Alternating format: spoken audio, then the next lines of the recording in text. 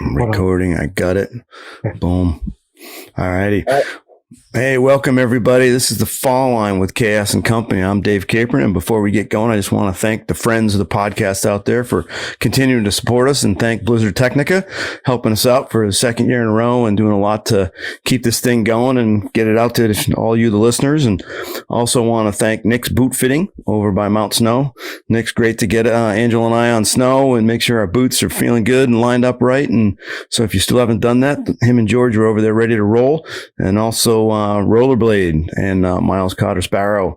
Hopefully we'll do some rollerblade stuff next summer and fall with him, and they've been pretty supportive as we went into the fall. So want to thank those guys. And if you're watching us on YouTube, please subscribe or like the video if you like the podcast here. We have a great guest tonight.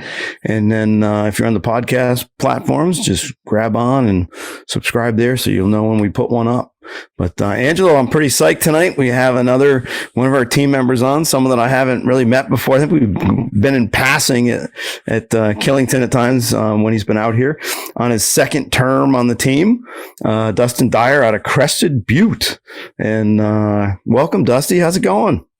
Well, man, it's great. Thanks for having me. It's awesome to have been by you a couple of times out there in Killington, and I've met Angelo around the hill. Mm-hmm. Even on the west side, and he's bringing his artwork to our shirts and all that. And it's awesome to see you guys and starting to create a little bit of relationship. Cool. Right. Angelo, you sound better, man. You're on the mend. I like that. I'm on the mend. Yep. Pretty laid out last week, and then I wanted to get well because we just spent the weekend at Telepalooza at Seven Springs. It was a terrific event. Jim Shaw came in, Keith Rodney with Don Sensenig, Bruce Hennessy, Jay Nation put it together along with Kurt Burns, and it was just a terrific event. A lot of good skiing, a lot of fun times. So if you missed it this year, got to get it next year. Yeah, looks like you had pretty good coverage too. Still a little bit of snow down there. We did the whole front side of our mountain's open and part of the back. So, excuse me, despite the rain and the kind of warm temperatures, we're still doing pretty well in southwestern Pennsylvania. Cool. And we definitely don't have the snow that you're getting out there right now, Dusty. I know. And I was telling you guys when we first got on before we started recording that it's like I'm to the point now where I'm usually jealous and going, man, how come they got it mad? Now I'm just happy somebody's getting some snow and skiing. We're getting a little bit right now. We expect rain. And you were saying that you've been getting 4 to 6 inches. These little keep coming in, keeping it fresh. And so it's got to be so far an awesome season out there. We are. So far, I think all of Colorado and I think a lot of the West is doing quite well. I know up north, the Montana and Jackson were getting really good snow. And right now, Tahoe is seemingly like they're getting feet of snow every other day. And then, Colorado, we've been in a pretty good moisture cycle. It's coming south enough to catch us down here in Crested Butte. And we're building up. It's time for everybody to buy their plane tickets. It's accumulating. Just get some plane tickets. Hopefully all the systems work. It was Southwest first, and then it was the big thing that this week where everybody went down, and but they got that working. So planes should be flying. We should be heading out there, Angelo. Get out there, do some skiing, and yeah, we should be. I don't know what's going on. We're going to have to talk to some friends. We have to talk to the ladies first, because I don't know if the wife's going to like if I just say, hey, it's time to get a plane ticket. I'm leaving. So she might help you pack. You never know. She might help me pack, man. But hey, we should start chatting about Dusty a little bit here. We've got some cool things I want to find out, and I know our listeners love to find out because it's been such a different experience for everybody that's learned how to ski in the team. It's crazy. When I heard Hafer hadn't learned really hadn't skied much until his 20s, that amazed me. And then it's amazing how many people have gone with school groups or things like that. So when did you first learn how to ski, Dusty? Was it with family? Was it with friends? Was it a school group thing? And please don't tell me it was at 35 and then you went on to make the team, because I'll be really jealous. I did not start at 35. I started at 5. And I grew up in Colorado Springs. This is where I was born and raised, in the Front Range. And my first experience was at Ski Broadmoor, right there at the edge of Colorado Springs. So probably a real similar experience to everybody out east. A patch of man-made snow with dirt in the woods. Wow. But that was my first experience. And then I think next weekend or a couple weekends after that, we went up to Keystone. And so I started skiing as my family. And it was about 2/3 of the way through that second day skiing up at Keystone. I was borrowing some skis, fell over and broke my leg.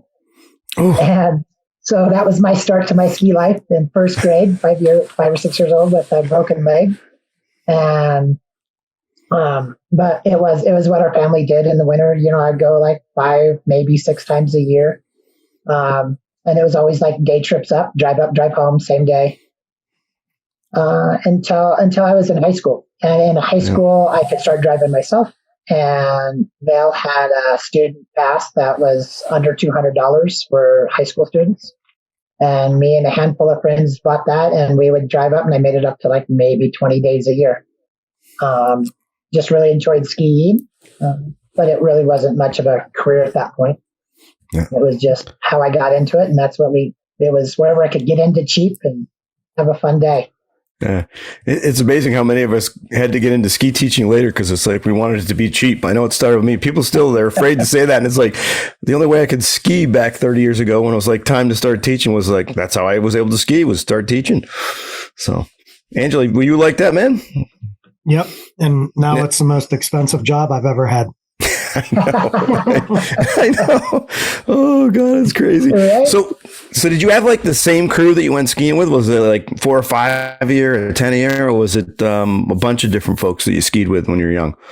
When I was younger, it was mostly my church youth group were my friendship group, like the fathers and mothers and that crew. So we had an age spectrum and an ability spectrum for sure. Yeah. But it was just going up and running around and having family time and enjoy it. And it wasn't, it was very little about the skillfulness of it or any of that. Yeah. It was pure joy. Yeah. For me, it was like, how many times could I get back up the lift and come down? And, so yeah, my dad worked at the mountain when I started skiing. So it was like, yeah. And, so I would get in trouble because anything I did, man, it would go right back to my dad. But, now if your parents work at the resort, you don't get away with nothing, right?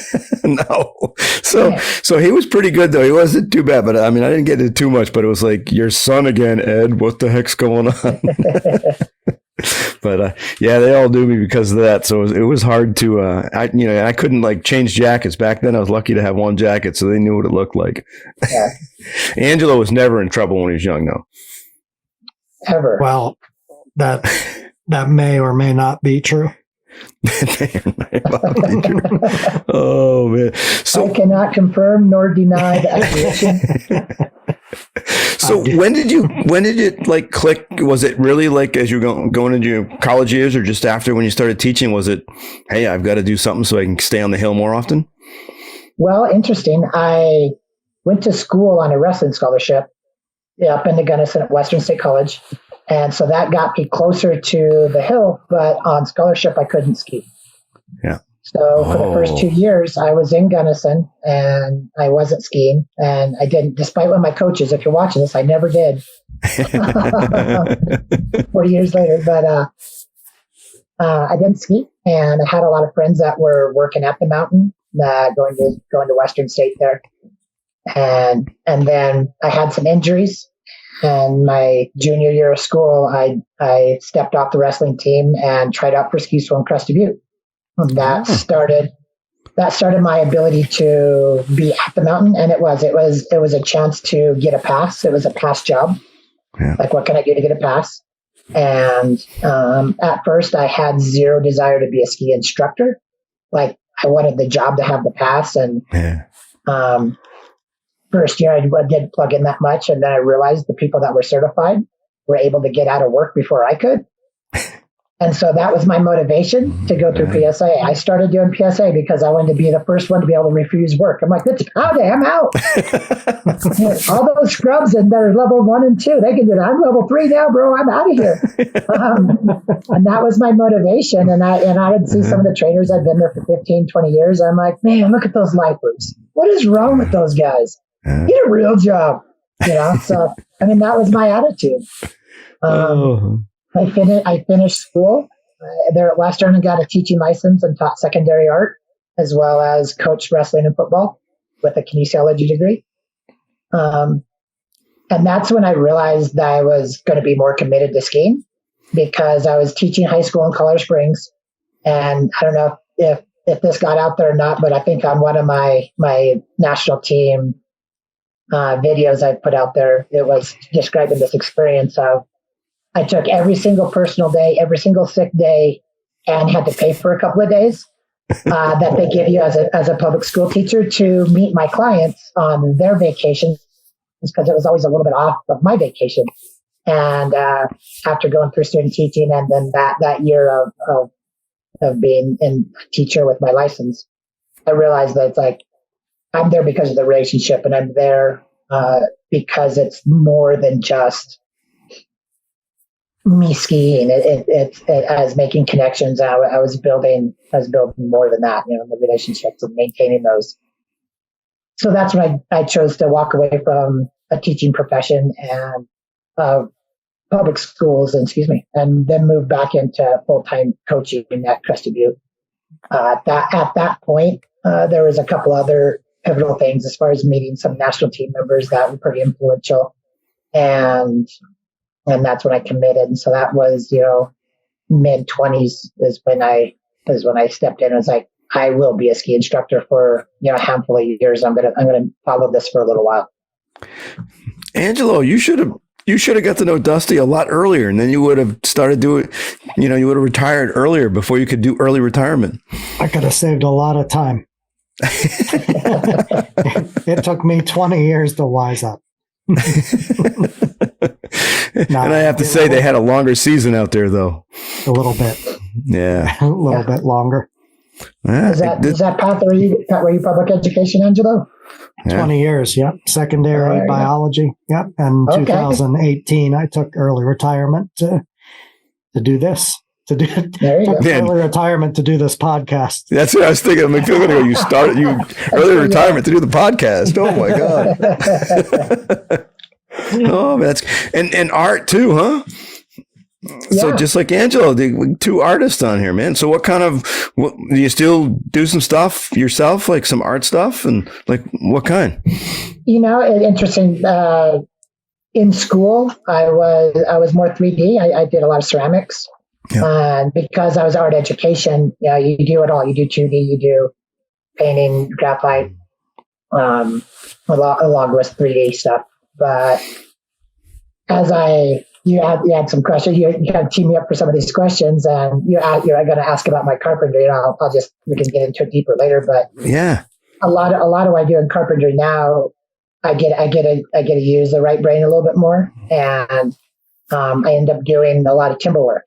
For a lot of my partner and I have a joint venture partner, and we frame side and do timber work, and we'll do finish work if it's there. But typically we're doing those two because then I go full time skiing, and so we will let somebody else come in and have the nice inside work for all winter long. Yeah, well, that's cool. Yeah, so that's where you got to go, Angelo. You got to go into the building.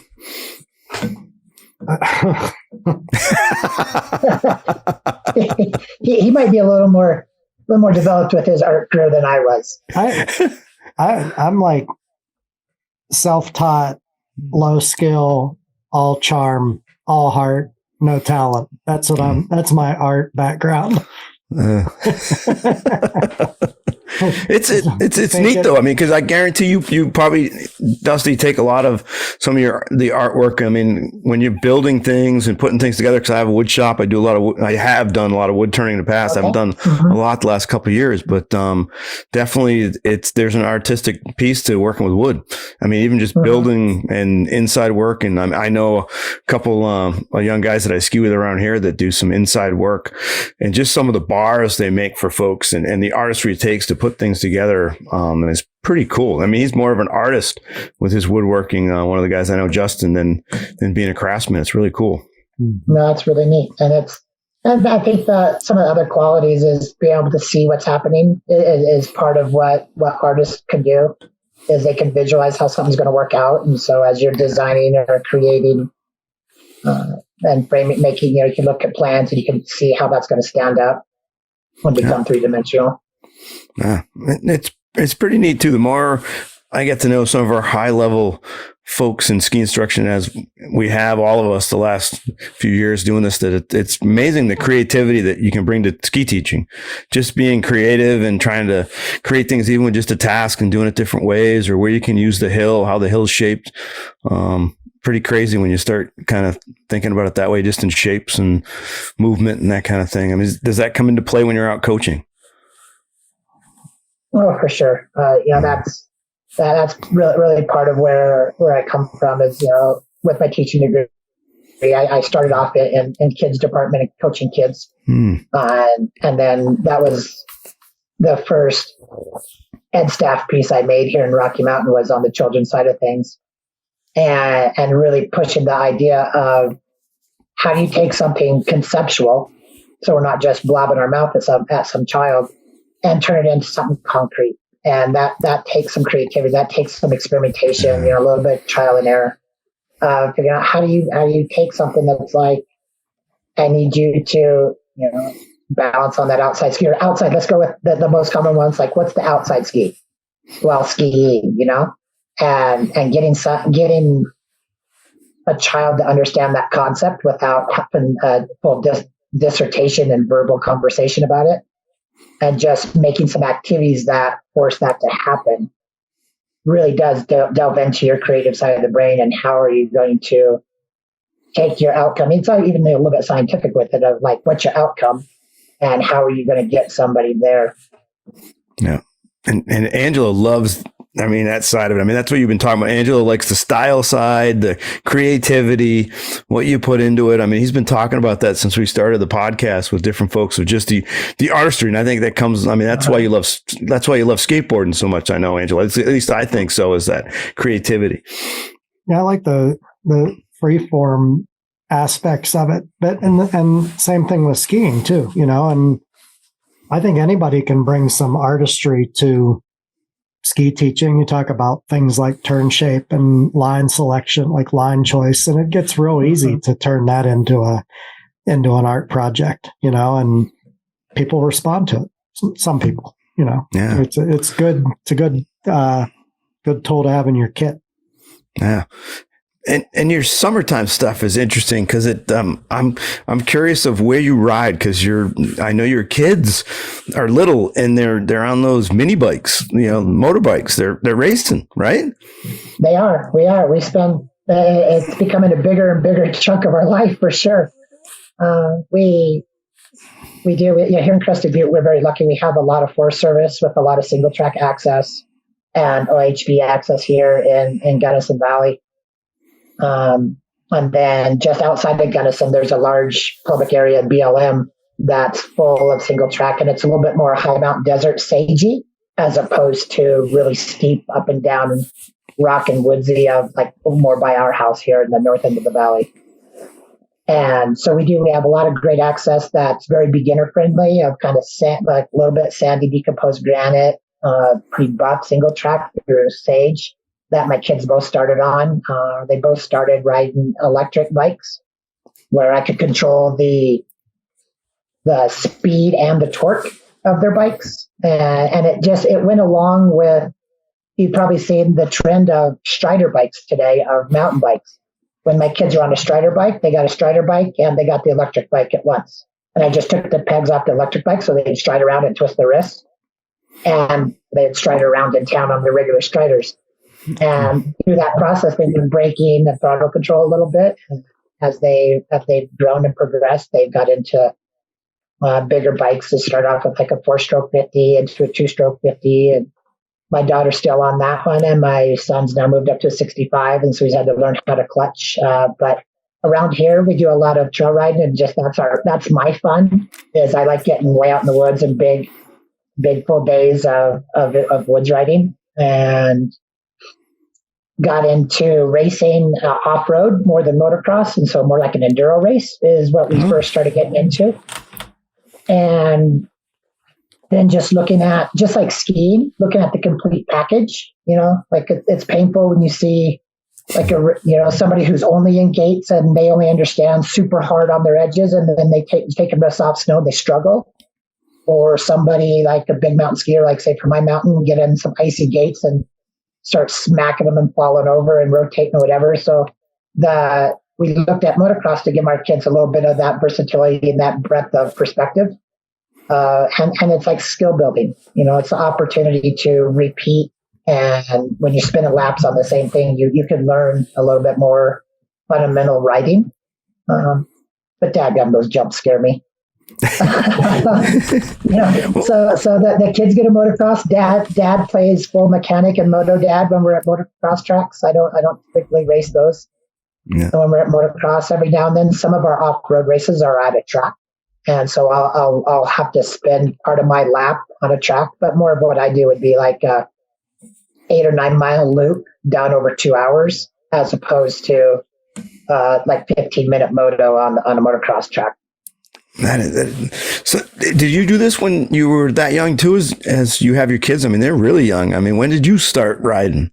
So I started, again, similar to skiing. It was a family thing we did. I started off on a little 50, a little trail bike. Yeah. We'd cruise around and we'd ride around behind the house in a field. And then as we got bigger, we got big enough bikes to go out of Colorado Springs. There's some trails, and like Woodland Park has a trail system. We'd go ride in as like middle school, high schoolers. Yeah. And it was just trail riding. That's all we really did. And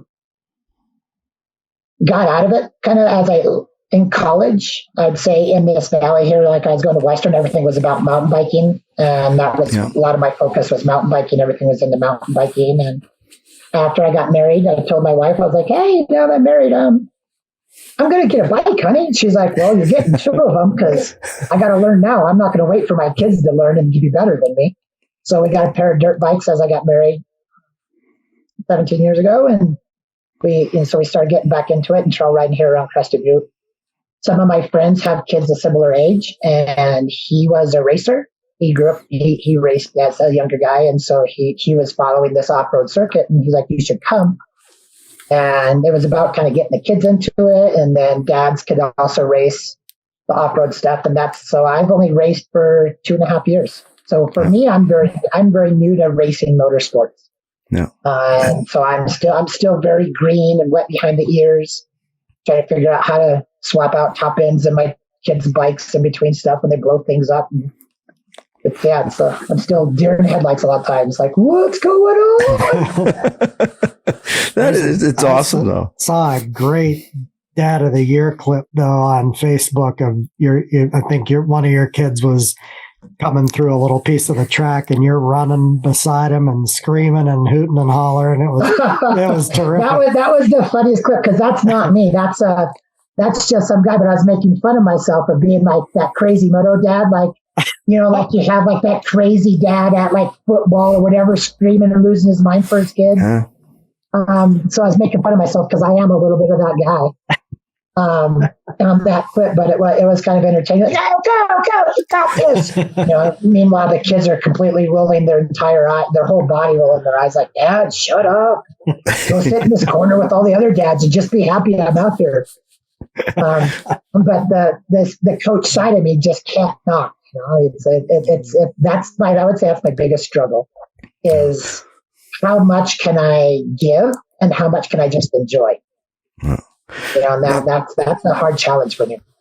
Now the athleticism that they need to ride those bikes at that age, it's got to bring into their skiing. I mean, they've got to be ripping on the skis. I bet they're going places that I might get scared. Yeah, I think you would be fine. And, it's really very similar. You look at skiing, mountain biking, or any bicycling, two-wheel sports, that reverse pendulum game is very similar of learning how to tip and tilt along against and balance with inertia and all how that works. And then find traction. How are you finding traction? Same game of you balance on the outside peg of the bike as you're going around corners to get the knobs to track, just like you would with a ski, where you bounce on the outside ski to get the outside ski to gauge and track. So that's translating. I'm not sure their mind puts it together, but I definitely see that correlation and see it affecting them. That is so cool. So, and the kids must have a blast with Dad, even though, they're saying, go in your corner and stop yelling in front, be quiet. They must love it now, do they have the same love? This is my curious, because I've seen a few things that you're like a donut connoisseur. So so do the kids like going out with Dad to go get some donuts, or does Dad bring them home, or do they not like the donuts? Oh, they did. So it's interesting. My son's sugar tooth might be as big as mine. Yeah. My daughter, less so. She's pretty good about it. She's not like she's pickier. She's good. But they're disappointed if I don't bring something back. Usually they're like, what? I mean, when I'm flying, it's harder. But if I'm driving around Colorado, like probably the one that's seen more than anyone is like the Daylight and Breck, because we're seeing it in Summit County all the time. And so they're always like, to bring some home, or if I have a decent flight through Denver, if I bring home some Krispy Kremes or whatever. Oh. But they enjoy that. They enjoy the donuts coming home. Funny, we used to have two amazing sources here in the valley of kind of boutique custom donuts here that were really, really good. But I mean, like we might not just have the flow of people or whatever, so they both have moved on, and now there's no good choices in the valley. But it tainted me, because I felt they found some really good dough, then a great glaze on it, and so now when you go out there, just a regular glaze, that I judge them all against their basic glaze. All donuts are judged on basic glaze, and then you can dress it up on top of that. But if your basic glaze isn't very good, your donuts just aren't that great, because sometimes you lose the frosting and you just have to eat the donut. And if the dough's like meh, then they're out. So that's step one right there. I feel like you've thought about this. Oh, yeah. You're not the first to ask about it. Let's just put it that way. I saw quite a bit on Facebook about that. Dusty definitely knew some things about donuts, and people weren't surprised. I mean, how many days during Masters Academy, we were at Killington, how many days did you go down to the little chalet to get breakfast in the little donut shack? Just once? I went and got donuts just once. Oh, but did you get enough for the whole week? I did not. It was actually at the end of the week. I finally made my way down there. Their sticky bun was over the top because I just pulled them out, and that's also kind of an unfair, but let's say, advantage some people can play. And if you can play that hot fresh now, man, that always wins. If you're pulling something straight out of the fryer and still like melted glaze as you get it, so much better. It's kind of like Krispy Kreme. They're all right. Yeah. Like they have a decent dough. It's okay. You can eat them cold. Yeah. But it's not like when they pull them right off the thing and hand it to you off the straw and it melts in your mouth and it won't even hold its shape. It's still so warm. That's a whole nother level. So, Angelo, I can see it, man. This is what we got to ask him. I can see a whole webinar that Dusty could do just on donuts and Krispy Kremes and all the different donuts and the glaze and how we can rate. I mean, what were our learning outcomes? And I would really enjoy, I think, the assessment activities. And then, so what would a webinar on the donuts look like, and how could we relate it to skiing? Well, who cares about? Well, you ready to ski? Like, who cares about skating? Let's talk about that. So the funny thing is I completely stole this from one of the ski instructors out here in the West that I've coached over the years, and I consider a pretty good friend, is she started coaching inside and outside of turns related to donuts. Because if you have a donut, the inside is always the inside and the outside is always the outside of a donut. And if you cut it in half and you slide them down, now you have your connected turns, and the inside's always the inside and the outside. And so you see the inside roll the outside, the outside roll the inside. And it's amazing how many light bulbs click when somebody starts skiing around donuts. And so great analogies for people to have some understanding. Yep. There we go. Now we've gone skiing around donuts. Oh, Angelo, I love it, man. See, I knew as soon as he started this and he's telling me about the art and the create, I'm like, and I knew the donut thing. I'd heard about that, so I'm, oh man, this is gonna be fun because this is. But I mean, this is the fun. I guarantee. Like you're a children's examiner, I guess you in the West, as where we have our ACE team. It's you have your children's examiners, and you've been a specialty there. I mean, this is where I think that creativity and fun factor come in. That and here we are. A bunch of people will say we're still probably 6 for Angelo and I, but I mean, it's fun. Those analogies work for all of us, I think, especially when it's donuts. It definitely works for me. So, Angelo, what's your favorite junk food? All junk food. All junk food.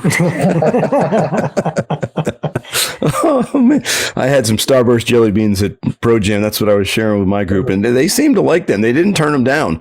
Even when we were out in the hill, they were taking them. So, Amanda brought home last night Moose Tracks ice cream, but it was mint Moose Tracks. Yep. And that was pretty righteous. That's a huge flavor out of the ice cream shop here. Yes. Mint Moose Tracks. Moose Tracks is huge. Yeah. And Mint Moose Tracks is big. Sometimes they don't have it all summer, and people get pretty upset when they don't have their flavor. And Mint Moose Tracks is a big seller when we have it. Yep. Absolutely. So when you come up, you can have hopefully some Mint Moose Tracks. So, let's move in a little bit to some skiing. I mean, we have Dusty Dyar here, one of our team members, which I think all this relates to skiing. I think it's awesome. I mean, watching those kids and watching some of the stuff your little kids did, just the stuff you described of being the outside peg and being able to get grip with the bike on the different surfaces you're riding it on. Same thing on skiing. I mean, it all relates, and it's neat to see that active lifestyle of that's what you're using, I think, kind of to get ready for skiing. And so as you are a team member, what do you feel your role is? Like, I know the team members talk about sometimes you don't know exactly when you get on the team, but as you're on the team and the team starts to bond and you're working with your team members and this is your second term, what's kind of your role, do you feel, in the team, and has it changed from your first term to the second term? Yeah, like I feel like I've got a pretty good versatility role. I think that I'm used on a lot of different aspects and pieces. I definitely made sure that I was going to be available as I committed to being on the team to be somebody who got out and made sure that I spent time getting around the country and spending time with our membership for sure. And so I've very much tried to focus on making sure I'm trying to get out to not just the big places, but getting to, spending time in the Midwest. I try to get out into Michigan. And if there's anybody in Minnesota watching, I haven't made Minnesota yet. I'm just saying. Yeah. But that like getting through the Central Division, the southeastern part. I made a couple trips now through West Virginia and Carolina. And so getting, I see myself being available and getting out.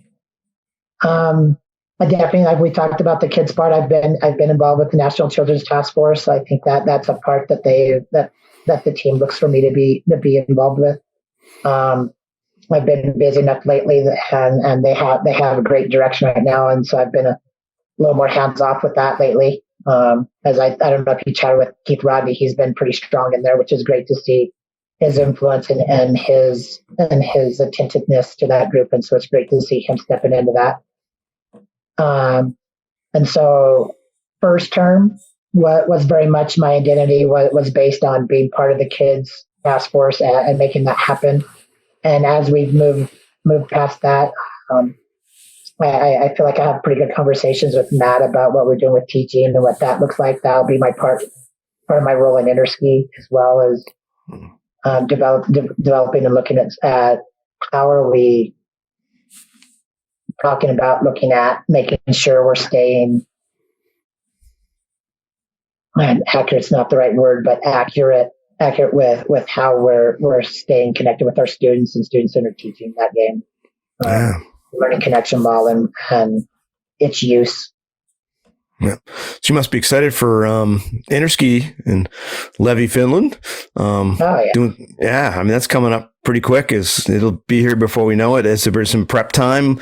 You said you're talking with Matt a lot. Is the task force, or is it you and Matt kind of planning some stuff? There's a group of us, me, Matt, Robin, and Haper are part of the teaching group, and we've had some good conversations with that. And but it's funny, I'm not on the teaching task force, but just time spent around, and I'm sure with the chats with Matt that's been a little bit of his baby, I would say, is that learning connection model and how we're getting that through and utilizing it. But yeah, coming into Interski, that where we would be on the teaching side, and we're developing that presentation for indoor and on snow. Yeah. And I know you describe it, I think, in one of your bios as a little bit of freestyle, which I bet's a lot more than a little bit, so how much do you venture into the freestyle realms and things there? It used to be pretty strong. As I started my career at Crested Butte, my roommate was a competitive freestyle skier out of Buck Hill, Minnesota. And so we were roommates, and so we would go ski our hill and ski. And I always wanted to be like on the Bud Pro Mogul Tour. That was always something I wanted to be part of, but I was just my generation late. I didn't grow up in ski programming, so my skill application, I was more of that skillful risk acceptance without the skill. And through my career, I've learned the difference of I can be skillful separate from risk acceptance. And those are two different ways people look at like how good you are per se. I wanted to do that. And then that was also the time as the park was just starting to be created, just starting to come out, and mountains would push up snow to make jumps and half pipes, and that's when people could still take their own shovel and shake stuff up in the parks and make stuff happen and learning to slide rails. And so I had a period of time when I was, learning to rotate more than 3 and getting upside down more and playing in the park. And I played in the park quite a bit. And then I had a chance then to coach a team of local kids that were big mountain park based. And I spent a lot of time coaching that. And I'm trying to think how long ago it was, but here in Crested Butte, we had some organizational shifts. All of our private clubs and our Crested Butte Ski Academy all kind of dissolved, and it became part of Crested Butte Mountain Resort. And at that point, there was a division where the competitive team went underneath one umbrella and ski school remained underneath ski school umbrella. And so those kids went underneath the other umbrella, and I lost my opportunity to stay coaching them. And my involvement in the park has led. I still go in there. I still coach people how to play in there, some. But I'd say the last decade, my time in the park has dwindled to little, where it was daily before.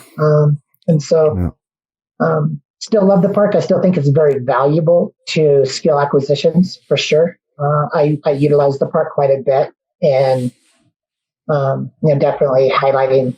If you're going to go fundamental speaking, like discussing how to control and dictate the magnitude of pressure game in the park. And whether I have my 75-year-old I had today out there, or I have, the 12-year-old that we out with, it's very useful because of the way the snow is shaped. You can utilize it in a safe manner for sure.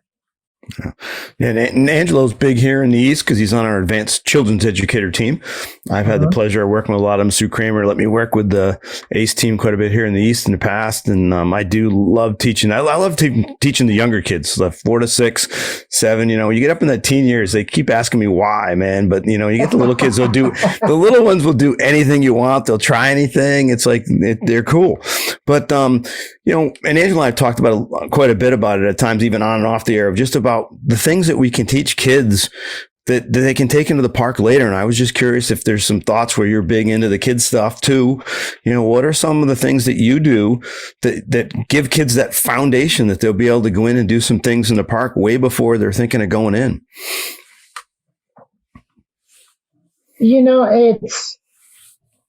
It's balance. It's balancing with your base of support. Everything you do that gets you to be able to intentionally move to or away from your base of support on purpose helps you in all of scheme. And especially as you go into that park, if you're with your base of support, you can control your ability to tip or turn your feet and legs, and that kind of action allows you to, like, say we're going to slide rails. People that are always against it will always struggle hitting a rail. I mean, it's just going to hurt their hip every time. And so, you're getting kids to, they're getting out there doing whirlybird, ski and switch, flatland threes, and then also learning timing. The vision of looking ahead and seeing how stuff is coming in, and timing their extensions or their flexions to match what the train coming up is going to do. That perception is always a big thing. I definitely spend time learning the perception stuff, putting lines in the snow. And can you hit extension as your feet hit the line in the snow, and how far will you fly? You have little contests like, no jump, just flat long distance contests and stuff like that, of setting up timing. People that send it when their tips are still just at the line, they've lost those 2-3 feet versus those kids that can get it to happen. And I call it cheat on the kids that cross the line, because they're the ones that you don't have to jump then extended. There's so many things you can do that do that, and it's funny, I hear a lot of the, like, what are you doing outside the park? And, and when I step back and I look at it, and I'm like, you see a lot of mountain policy saying you got to be this level or that level before you can use the park. And hopefully they're making parks that are for lower level stuff, because there's so much stuff you can do in the park to teach regular skiing. And you can be very guest centered with that. How many people they come in, I want to do this. I saw this in the park. I saw the X Games or whatever. And how often are we as coaches stopping them like, well, I love that. That's your motivation, but here's all these benchmarks, blah, blah, blah, blah, blah, I need before we go in there. And then they're like, oh, thanks for punching me in the stomach. And like 3 years from now, I might get to see a park. Versus like, that's awesome. Here's 2 things we need to do, and let's go in the park and let's game these other 3. And obviously you're not going into like the full size large park where you have athletes. You don't throw in huge court stuff, but it's a park that maybe like hippo humps. Like if I can get a kid to straight run wedge, we can go hippo pump it. Like we can go hit the park and roll over the hippo humps, and we like, you got like a level 4 kid or adult that's just figuring out matching their skis. Nothing more real than hitting a box and a wedge. No, keep those things straight, because as soon as you try to hit that wedge, right, those skis just start going away from you. And so they get it. And if they have the motivation for the park, these are things we can let them have. Yeah. And so it's definitely stuff we can get out there and play with. Yeah. And I just had a thought, Angelo, because, when I hear it from Dusty and I've thought about it, and I watch it, like when I've gone to Mount Snow and gone over in Corinthia, and they have the whole peak over there, Corinthia, is all park, and they have really small stuff, a ton of small stuff, a ton of medium stuff. And then they have the one trail with the big stuff, and where you see all the kids and where all the freestyles are is on the small, medium stuff. You go over to the big park and there's very few athletes there. And it seems like we're not doing that. So I'm just thinking it's like we're, snow operating's into learn to and learn to get people. We need the learn to park kind of thing. Like we need Hugh and those guys to get into, to get it going, where they've got such energy. Listen to Dusty. We need smaller stuff, don't we, to get kids that bridge, and anybody wants to go into the park, any age, that bridge to get in there, because everything's so big. I mean, even just the general parks, most resorts have like one trail, and it's, I mean, out of Crested Butte, do you have a lot of small stuff? Is it mixed up, or? We don't have a lot, but we do have small. Like we have a park that has like a couple of mediums, they're small, medium, and a small, and then the wave train, and it would almost be like the snow operating. It's a steeper version of their perfect slope. They'll dish a slope down the hill, so it has a transition to it. But you know what you do when you go in there? You have to go through the rope gate, and you go past the cool orange oval to get into it. But it's just ski and terrain that just moves around and it does stuff. And the kids wait in the park, and they're okay. We've met what they want. We've checked in with their motivations, and we've built around. They've collaborated on those goals, so that we can get in there. And as an instructor, you know what you're working on. You're going to work on we get some terrain, come get some matching, whatever it is. And if you have a little bowl, how cool is it to be able to get some flow and some connection, and maybe see some wedging come back together because they're on that side hill. Or maybe if they're in a wave train, when they get up and they're light when they're up on top of that, and how easy it is for them to turn, and then heavy down the valleys or whatever it may be, and feeling some power or edge ski engagement. But I've always been a proponent of things, and so in house we'll do our in-house clinics, and if you have kids that can ski that, essentially if you can ski that green terrain that this park is off of. You can take them on those easy features, and we, make sure that the instructor understands that you don't keep taking them towards the bigger stuff. You take them over to the appropriate level, just like you would with any other. Like you don't just because you're in a park doesn't mean you go to the black. You don't take your kids up a black or adults take them up a black when they're skiing green terrain. And so just the decision making model of what do you have and what do they want and what their skill level give you, and make it work. You got to have something on this, Angel, because man, you're the park on four wheels. I know. I've seen you skateboard, man. If you were, I'll say 20 years, but 30 years younger, I know you'd be a park rat. If you were 40 years younger, I know Angelo would be the park rat with his skateboarding, and even though you'd be on skis, you would be, because I know you love going skateboarding, man, and banging off in rails on anything, piece of sidewalk. Yeah, I feel like I missed my window a little bit with that, but it's funny because, when you guys were both kind of talking about, a lot of times the mountains will build parks, but the features are so big that it's kind of a barrier to entry for anybody who's new or intimidated or things like that. And that's kind of true in the skateboard world too. My experience with skate parks is that the features, they're just massive, and so where do you learn? And then, if it's skateboarding, you can just dork around on a curb out in front of your house. But on the mountain, like we have some runs that are, kind of like natural quarter pipes on one side, and then it'll dog leg. And so the quarter pipe is then on the other side after the elbow, you know what I mean? And that kind of stuff, you can learn a lot on that. I had some people out on a trail called Boomerang the other day that's just like that. It's a green trail with a dog leg left about halfway down. So you've got a quarter pipe right footer on the way to the turn. And then you've got a quarter pipe like left footer on the way down to the lift. And just doing simple stuff like riding up the bank and like carve up the bank and side slip down. People don't think to do that kind of stuff. And when you introduce them to it, they're having fun, and then they get a little bit more stoked on the park, and something as easy as if you sort of carve up the transition and side slip down, like your tails are still kind of pointed away from the middle of the trail, or your tips rather, you know what I mean? Like you ride up the bank and slide down like this. Just having people do stuff like do a turn and side slip down so your tips are pointed toward the middle of the trail, like facing the other direction, is a big deal for a lot of people. And if your mountain doesn't have little features to mess around with, you can still pretty often find just natural features to warm them up on before you get them into the park.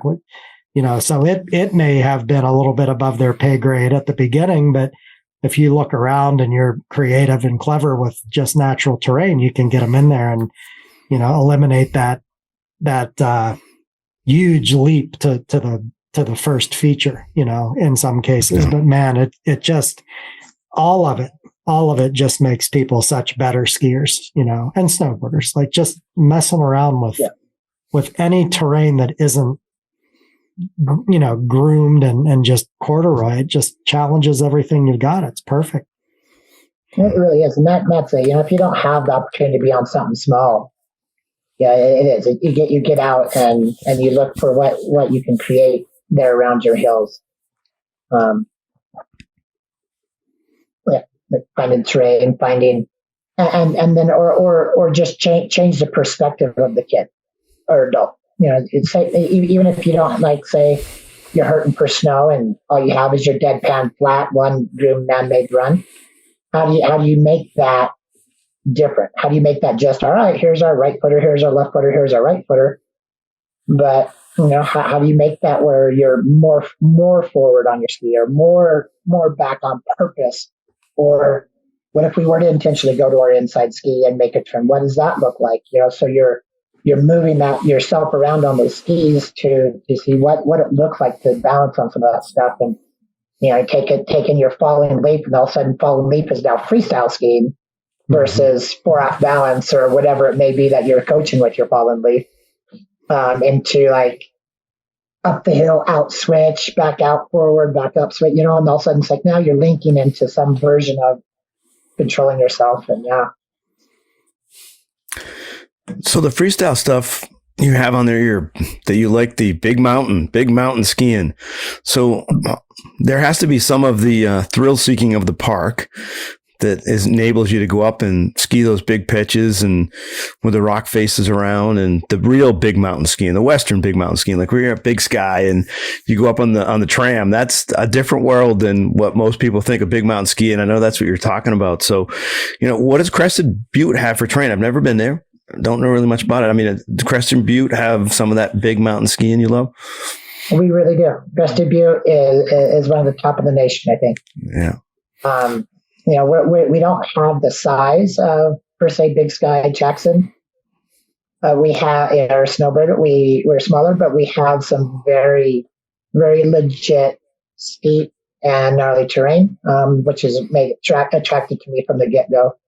We are the home of the U.S. Extreme Skiing Championships here in Crested Butte. And so a lot of the competitions within the states rose out of what we've done here in Crested Butte, and then it grew. And then you have Worlds up in Alaska back in the day, and now it's in the whole free ski tour that's changed completely of how their stops work and their 2-star, 4-star on getting onto the world tour. But no, I would say that was and remains to be a big passion that I do get a chance to stay and continue to do. And be part of quite a lot is skiing steeper stuff, being around in that environment. I'm not coaching athletes in terrain anymore, so I'm not maybe jumping off stuff like I once was as much. And but I still go out and we'll go play and we'll look for smaller things because as we all know, as we age and start having a family, there's responsibilities that hit your head. I need to make sure I'm at work tomorrow because I need that to pay my mortgage. Whereas when I was younger, there's a little bit more of I'll make do if something blows up and I'm out for a couple of months. Yeah. And you got some motorbikes you got to pay for and keep running. But big mountain skiing is where you get to have several turns, over 30 degrees, hopefully into the 40s. And then it gets a lot more real when you get into the 50s, and your turns, your balance, your being with, like we talked about at the very beginning, that being with that base of support, and how are you with that, and how is that the snow moves a little bit differently the steeper it gets with you or not with you, through you sometimes, and then management of risk acceptance, right? That comes in there. So, earlier I talked about people saying how good you are by what you're willing to do versus what you can skillfully do. When you get into that terrain, there becomes this combination of those two of, how much time have you put in, and how much do you trust the movements that you make when you got to go 10 miles an hour faster, or let your skis run between stuff straight down the hill for another 20, 30 feet more than you would be like to. Do you have the skillfulness to be with your base of support as that starts coming around? And that's enjoyable. That gives you a little bit of the thrill and a little bit of like, do I have the skill set yet still to hold on? Yeah. What's the commitment like as the coach, as the instructor, taking some of your clients as they want to go into some more of that big mountain skiing? We don't tend to have much of that at some of my mountains. We're not doing it at our PSIA events out here.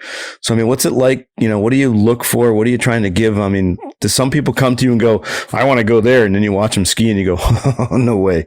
I mean, obviously that happens, right? Anywhere you're at, like people's assessment of ability versus reality is often not always online. And that's okay. And luckily with most big mountain stuff, you can take them to something that's a pretty safe environment that is fairly exposed, where if they wad up, they slide in, they just slide, and they as long as they don't catch something and twist along their slide, they're usually fine. They're just full of snow.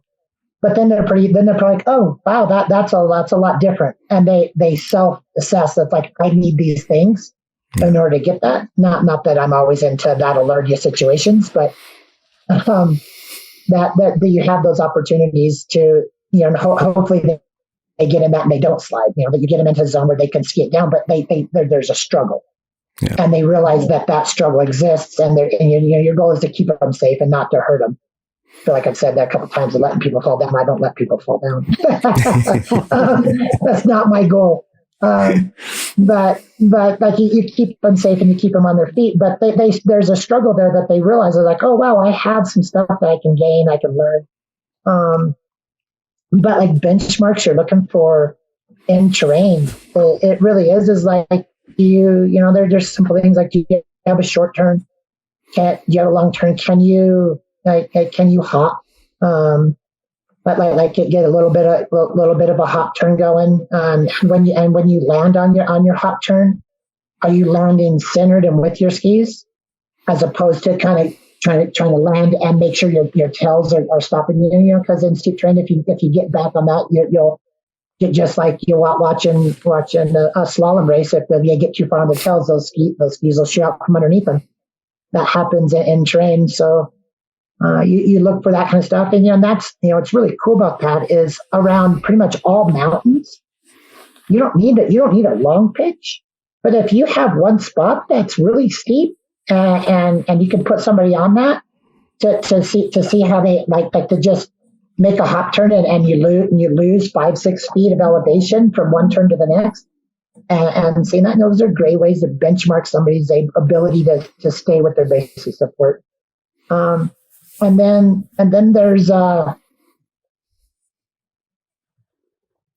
line of willingness versus push, and you don't want to push to the point where somebody's going to hit fear, and then you're going to get a fearful reaction, because the fearful reaction usually doesn't turn out good, right? Like hesitation doesn't help somebody. So you want to get to that point where it might push them. They'll get into their thrill zone or whatever it may be, or as Murmur call it, or yikes zone, get into that like, I got this, but I could be successful here. And a lot of times it's tactics, helping people see the line. As a lot of us, when we stand on something that goes down a long ways, and there's rocks and trees in your way, and you start perceiving yourself hitting that one and hitting that one and hitting this one, that tree. And you're this pinball, and you help people start focusing on this. This is where your skis are going to go. You're going to make this nice round turn around this and nice round turn around that, just like we did on that bump run back there when we were skiing over on the bumps. And you make some, teaching for transfer, like we always like a lot of us do. You learn this here. These are skills you have, and then we're going to apply it here. And you take it slow. You control what they can see or what they're looking at a little bit, and then you start letting them see the line. Like, how how do you move through this terrain so your skis never leave the snow? How do you keep your skis on the snow all the time so you always have contact? Then if you choose, where's a good place for your skis to leave the snow? If you start with little hop turns or start with like a little air down the hill, things like that. A lot, something I coach quite a bit is dealing with getting going quite quickly and then reducing speed over a period of time versus all at once. That's a tool that you want in your pocket. If there's a point where you're making a turn, all of a sudden there's a rock in your way and you got to straighten out and you're going to straight line a little bit and you're in steeper terrain, you accelerate quicker. So being okay with the acceleration and then scrubbing speed over a series of turns, the desire to kill speed right away usually turns into a little bit more of a recovery move. People tend to go back and really brace and like lean in and brace against it, which can work, but it can also lead to massive failure. Yeah. Angel, I think you better get Dusty to be your group leader at Big Sky. I would enjoy that. He'll get you ripping up there off the tram, man. I'm ripping now. He'll get me ripping better. That's what I'm saying. I'm not dogging on you. I'm saying he's going to get you. You're going to be coming down there like, that you'll be ready to go to Crested Butte and be in one of the free ski championships there, man. Wait, Dusty, does the name Ben Furimsky mean anything to you? I know Ben. He has a son the same age as mine, and they're good buddies. They were out snowmobiling the other night. We grew up tolling around here in the bumps together, and he moved out to Crested Butte, and I believe he won or at least placed in one of those early extreme competitions. He's a hell of a good skier. Raced at Penn State and moved out shortly after college, and I think he's been out there continuously since then. Small world. Yeah. It is small. Yeah, no, he's a good buddy. His locker was next to mine in the ski school for quite some time. Funny. Before he's gone full-time fly fishing, but he's a great skier. And I think he podiumed a couple of times at the extremes. Yep. He came home one time for a break. I remember it must have been a Christmas break or something. Anyway, he had spent some time in Crested Butte and he came back and we were doing some ski school clinics and he hopped in and I remember looking down at his ski and one ski didn't have any edge at all. And the other ski like had a piece of edge like sticking out about a foot, just kind of flapping like an antenna on a car, like Benji, like what's going on with your skis, your edges? He's like, you don't really need them out there. Yeah. And it's really funny, right? So I was out at Killington with you all at Masters, and those first couple of days of mini academy, and it was pretty firm, right? Like it was solid. It was solid with dirt in the woods. And like every night you go home, you're polishing up. You might, when I was on like a 68 underfoot maybe ski. I'm like, oh man, hanging on for all I'm worth, trying to make sure they work. And then it started snowing here the other week, and I'm on these skis that have like these big gouges down the side, and I'm just arcing away down the road, like, look at me go. It's different. I do, and you know what the biggest problem with making this team has been, though, boys, is I suddenly started caring about skis. Like you come here and you're like, whatever, like you're gonna get core shots. They make stuff to fix that. Keep going. You rip an edge out, and they make new skis. But man, it sure is different. The best part about traveling out there is you spend all this time coaching all these things about being in balance and over the outside and forward, all this. And now here they're like, okay, that's great. I'm going to go ahead and inclinate and rotate and get my patrol roll going. And it works just fine because it's so soft and they stick. And the moments when we have like the long periods without snow, all of a sudden people are like, man, I really got to figure out how to do that turn. You're like, yeah, you do. But it was like out there in Killington, it was like this is real. This is honest. You probably spent more time. You probably spent more time that 1 week this year at Killington tuning skis than you have since you went home. Yes, I did. No, that's untrue. My kid's in the race program, and so I've been trying to take care of his stuff, make sure he's make sure he sticks. Yeah, it was rough till Friday. I mean, it was firm snow, and it was everybody on staff was pretty much, they were tuning every night or taking another ski out of the toolie box to use the next day. It was definitely firm. So, oh well. But hey, I have to ask, because this has been great. And what do we not know about Dusty Dyar? Like, what should we know? What wouldn't people know? What did you do to get ready for the tryout? What have you learned on the team that's been so cool? Some experience you've had. What do we don't know? What don't you know about me? Because we know about the donuts now. Yeah, you know about the donuts. Man, I mean, some of the fun stuff isn't as fun for me anymore. Like, these aren't my real teeth. But I shared that in the Instagram clip earlier this fall. Like that, there's a period so I knocked my teeth out jumping around Crested Butte, and I ate my knee, and so I had a flipper, kind of like people I thought like a hockey player. So my front four teeth came out, and that always used to be my best ice like introduction to the group, and my teeth would spit out and slide down the snow in front of the people, and they'd all be like, well, between eating the knee and the donuts, you were bound to lose some teeth somewhere along the way. Yeah, right? Yeah. I'd say, don't you know about me? I saw that question in there, and I've been thinking about it since I saw it. You prepped me with that one. I'm like, what don't people know about me? I tried. And so what's out there? Here, I have a question. What's that? So we had he's looking for an out, Angelo. Good man, good. Somebody gave it to him. See, the poor guy's struggling. I'm going to give him a but this is an important question, I think, because I don't know if you know that Hafer and Dixon quite a wrestling. We're gonna have a tournament now. Yeah, like quite a wrestling rivalry because of this show, and apparently there was a big wrestling match at National Academy last year, and I was it was at the sponsor party. I was inside looking at swag and eating food, and Hafer runs in and he's like, I just beat Dixon in a wrestling match. I'm like, oh, cool. And I walked outside, and Dixon runs up. I just beat Hafer in a wrestling match. And so, so if we had the round robin tournament with those two and you, what do you think? Who'd come out on top there? That's a good question. I feel bad for those guys if they had to jump in the ring and all, but it turned ugly real quick because none of us like to lose. Dude, I will tell you though, whenever that happens, because I think we just need to present the challenge now. But, yes.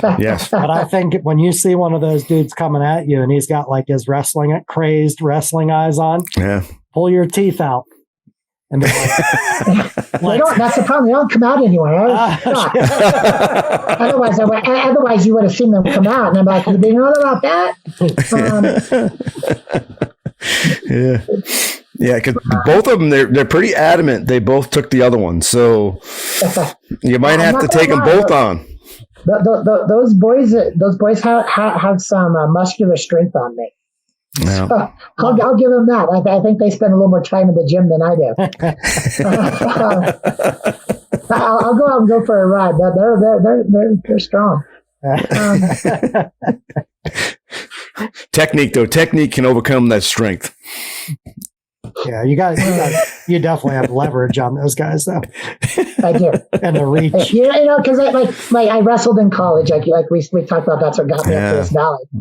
But when I go on the road, right, I'm in Oklahoma, that used to be wrestling capital of the U.S. I walk out on the mat, right, and I put my hand around my femur, my thigh, and I put it around their bicep, and I'm like, like I'm losing in size, right? They're like kind of underneath my nipple by a couple inches, like, dude, you were tiny. What the heck? And then these humongous gorillas, like, oh, here they walked out there and stuff. And that was my life. Until one of them chose to go ahead and pull my arm sockets out, and I'm like, I'm gonna go speed now. Oh God. So, Angelo, we are definitely having Dusty back. This is going to be, we're going to have him back again this winter towards the end. When you come back from Interski, we got to chat, because we'll chat a little bit about Interski, and then we'll have some chats about some other things. maybe the wrestling matches could happen at Interski. I could video it.